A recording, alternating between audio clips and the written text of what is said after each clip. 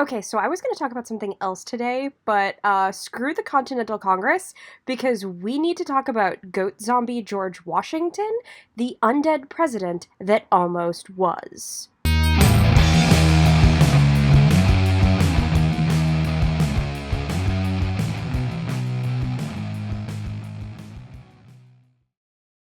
Hello, and welcome to History on Blast. I'm your host, Hillary, and it's July, so you know what that means here in the States. An unnecessary amount of fireworks and an absolutely ludicrous amount of flags. And also, everything's coming up American Revolution. So today, we're going to be putting Dr. William Thornton on blast. But first, let's talk about vaccines. This month in history. On July 6th, 1885, Louis Pasteur administered the first dose of the rabies vaccine to a human. You might be familiar with rabies if you've ever seen the classic movie Old Yeller. Yes, yet another movie where the dog dies in the end. The then 9-year-old Joseph Meister had been mauled by a rabid dog, and doctors were afraid that he was going to develop rabies because that's, the usual path of contagion. Pasteur and his research partner, Emile Roux, had already developed the vaccine for use in dogs, so they suggested trying it out on Joseph. They had made the vaccine out of spinal tissue from from rabbits that had been infected with the rabies virus, and it was actually a complete success, going so far as not only did Joseph not get sick from the initial dog bite, but they also administered straight up doses of rabies to this kid, and he never got it. Because that's what vaccines do. They protect you from disease. Vaccinate your damn children. So, back to zombie George Washington. Almost. So, the first thing that I really need to do is talk about William Thornton. Dr. William Thornton. Actually, he was, in fact, an actual, real, honest to goodness, medical degree carrying individual. But this is also the late 1700s, edging into the early 1800s, when medicine was, let's go with, largely made up. They were trying, I will give them points, they were trying very hard. We had two major theories of medicine at the time, which were the system of the four humors, which had been put forward by Galen in the classical Greek period.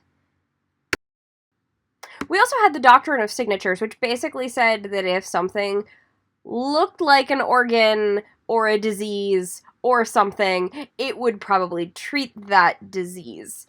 So if there's something wrong with your brain, eat some walnuts. If there's something wrong with your kidneys, eat some beans, I guess. Old-timey medical dudes were phenomenal. But one of the biggest things that they were really super into was bloodletting, because, they believed in the humor system of medicine. A quick rundown of humors. Basically, they believed that there were four humors in the body, that there were blood, phlegm, yellow bile, and black bile, and they needed to exist in a certain balance or you would get sick. So their solution to making you not sick if you were out of balance was to basically dose you with something until you shat yourself or vomited, or just bleed you a whole lot. Because clearly that's gonna help, right? I guess. So, my boy Billy Thornton. He was actually born in the British Virgin Islands, but left there at the age of 5 to start his education. He graduated from the University of Edinburgh and the University of Aberdeen as a doctor with an actual medical degree. He then realized that all of the money he had been supporting himself with was founded on slavery, and kind of wigged out a little bit because he'd been, growing up as a Quaker who are super anti-slavery. So he went and he was an abolitionist for a little while, And then he randomly decided to get into steamboats. Really unclear on that, but he did. Then he decided he was into architecture and designed a whole bunch of buildings in Washington, D.C. He was also an inventor and a painter, and really, none of that is nearly as important as the fact that he was a doctor who was really good friends with founding father, President George Washington.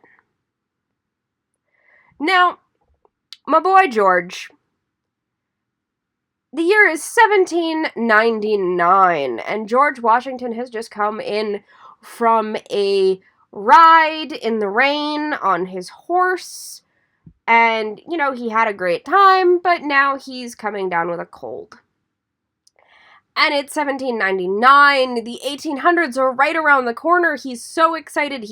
He had actually, unironically, joined a club full of old people in 1799 who were like, bitch, I am going to live to see 1800.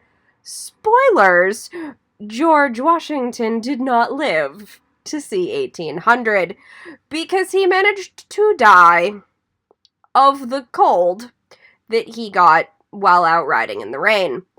Or more specifically, he came down with epiglottitis, which is a swelling of the epiglottis, which causes it to close over the windpipe, which means that George Washington basically asphyxiated because he got a cold. Sorry. My buddy Billy Thornton was like, hey, my friend George is sick. I need to go to Mount Vernon. I can help. I'm a doctor. Which really, in that day, the doctor showing up at your house was pretty good grounds to hide in a closet and hope he leaves, but, well, 6 of one, half dozen of the other. Oh, by the way, the other reason that George Washington died, because it wasn't just that he got a cold and his epiglottis swelled. There's also the part where when the doctors showed up, because Billy Thornton was not the first doctor to show up on the scene, when the other doctors showed up, they were like, oh man, we need to get this guy's humors in balance. Quick, someone start the bloodletting. According to some accounts, they drained George Washington of approximately 9 pints of blood in 24 hours. For the curious, there are approximately 8 pints of blood in the average person. I don't really know how many pints of blood you refresh and at what rate. That's going to depend on your particular physical condition. But, oh boy, 9 pints of blood in 24 hours from an 8 pint of blood human? That's a lot of blood, my dude! I kind of wonder what they were doing with it. Do they just, have jars of Washington blood lying around Mount Vernon? That's morbid and creepifying. But so anyway, so Dr. William Thornton rolls in and he's like, guys, I know the solution. Stop draining him of blood. We need to do a tracheotomy. And people just kind of looked at him awkwardly like, fuck yeah, that would probably work, but, he kind of already died? And William Thornton, not being one to be stopped, I guess, and also really wanting to add necromancer to his resume, went, oh cool, I can bring him back from the dead. And I can only assume that everybody in the room just kind of turned and looked at him and went, you can do what? And he went, yeah, I can bring him back from the dead, no biggie. According to Dr. Thornton's notes, his plan was to thaw George Washington, who had been put on ice, to thaw him, lay him in blankets, and by degrees and by friction to give him warmth. I'm reading from his notes. They're kind of fantastic. The plan was then to give him a tracheotomy, to bring air into his lungs, to produce an artificial respiration, and then they were going to perform a blood transfusion from a lamb.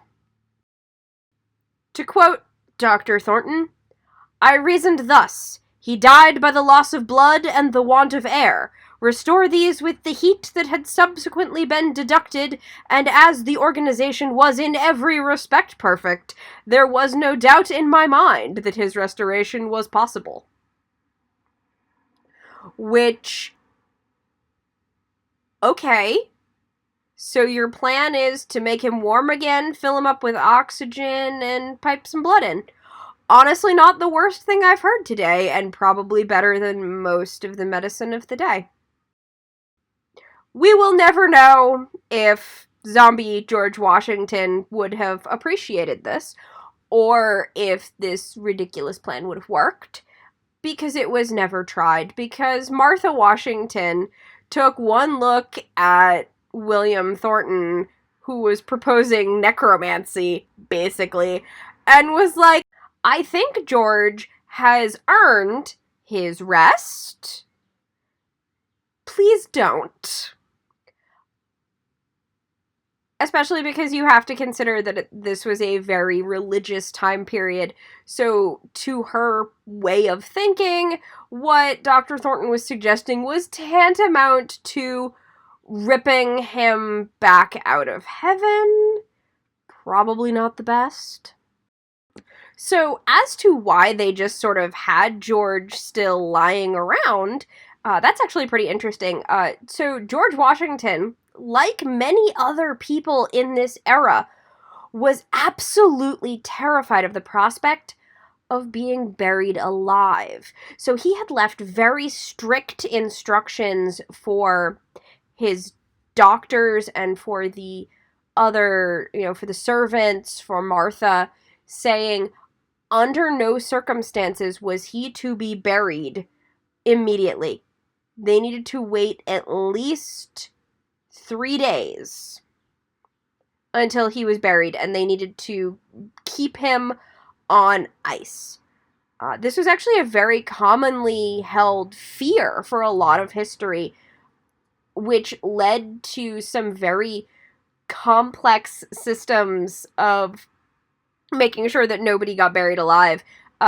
There were places where there were entire buildings where you would lay the dead out and have people whose job it was to walk around and periodically go, is everybody still dead?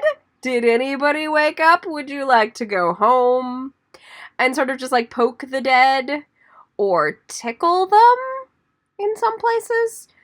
There were also entire burial systems designed where there were like bells you could ring from inside the casket, or clear windows up to the surface so that periodically people could walk by and be like, hey, are you alive? Or speaking tubes. It was a whole industry making sure that no one was buried alive, because on a few occasions it did happen. So that's the story of George Washington, the almost first zombie in chief. If you like what you're hearing, make sure that you leave a review and rate us on iTunes. Also, make sure that you spread the word to your friends, because that would be awesome if we had some more listeners. If you've got any other feedback or suggestions for episodes or things that you'd really like to hear about, you can get in contact with me at historyonblast@gmail.com or at historyonblast on Twitter. I would like to thank Defy the Mall for the use of their song Keeper of Histories for the intro and outro of our program, and I would also like to thank you for listening. Until next time.